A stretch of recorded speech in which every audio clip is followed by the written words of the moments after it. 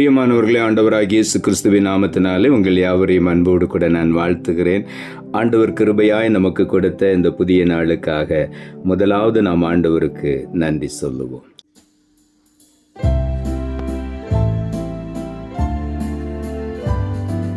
ஜெபத்தை கேட்கும் எங்கள் தேவா,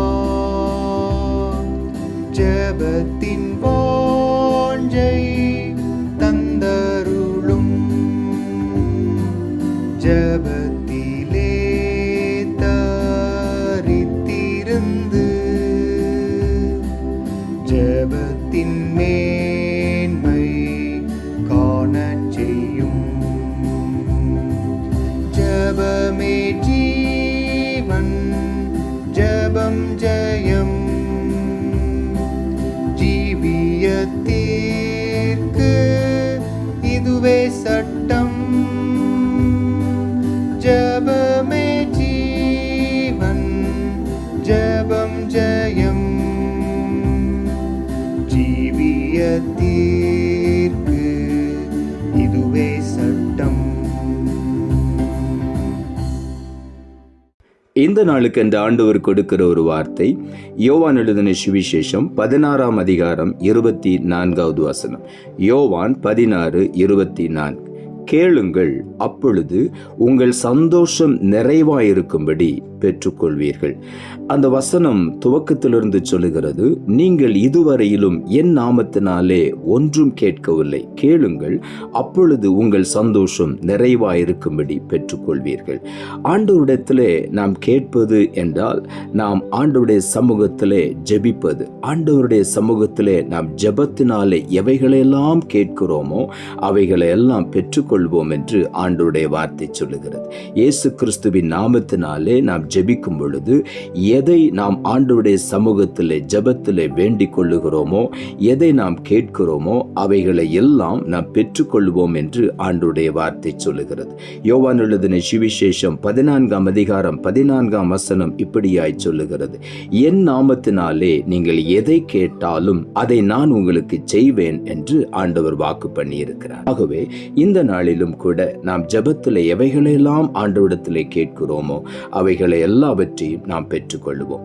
1 யோவான் 5ஆம் அதிகாரம் 15ஆம் வசனம் இப்படியாய் சொல்லுகிறது, நாம் எதை கேட்டாலும் அவர் நமக்கு செவி கொடுக்கிறார் என்று நாம் அறிந்திருந்தோமானால் அவரிடத்தில் நாம் கேட்டவைகளை பெற்றுக்கொண்டோம் என்றும் அறிந்திருக்கிறோம்.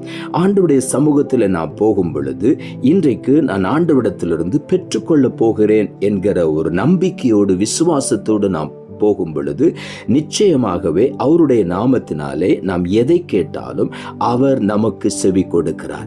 இதை நாம் அறிந்திருந்தோமானால் நாம் கேட்டவைகள் எல்லாவற்றையும் பெற்றுக்கொண்டோம் என்று அறிந்திருக்கிறோம் என்று இங்கே ஆண்டவருடைய வார்த்தை சொல்லுகிறது. நாம் கேட்டதை நான் பெற்றுக்கொண்டேன் என்று நாம் அறிந்திருக்க வேண்டும். நிச்சயமாகவே நம்முடைய ஜெபங்களுக்கு ஆண்டவர் பதில் கொடுக்கிற தேவன்.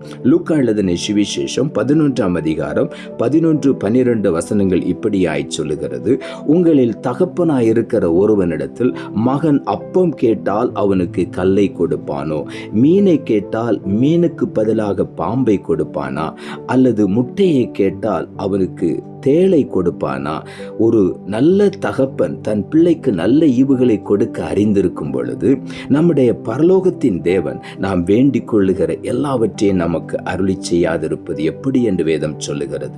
மத்தேயு எழுதின சுவிசேஷம் 7ஆம் அதிகாரம் 11ஆம் வசனம் இப்படியாய் சொல்லுகிறது, பரலோகத்தில் இருக்கிற உங்கள் பிதா தம்மிடத்தில் வேண்டிக் கொள்ளுகிறவர்களுக்கு நன்மையானவைகளை கொடுப்பது அதிக நிச்சயம் அல்லவா?